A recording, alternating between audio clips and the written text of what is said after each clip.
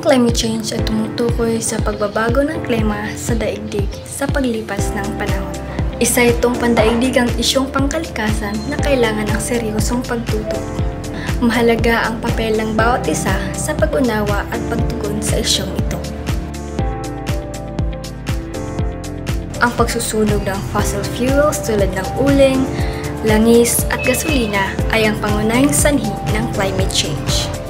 Ang pagputol ng mga kagubatan ay nagbabawas sa bilang ng mga punong sumisipsip ng carbon dioxide, kasama rin ang mga sanhi ang labis na paggamit ng kuryente at industrialisasyon na nakalalabas ng polusyon sa hangin.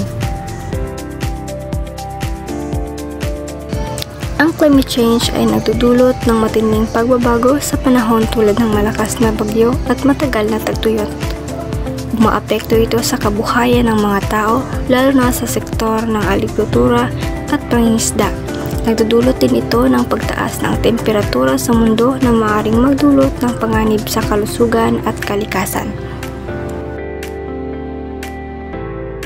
Ang pagtatanim ng mga puno ay makatulong upang mabawasan ang carbon dioxide sa atmosfera.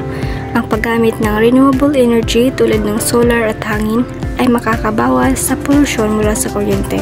Mahalaga rin ang pagtutulungan sa pamahalaan at mamamayan sa pagpapatupad ng mga batas para sa pangangalaga ng kalikasan.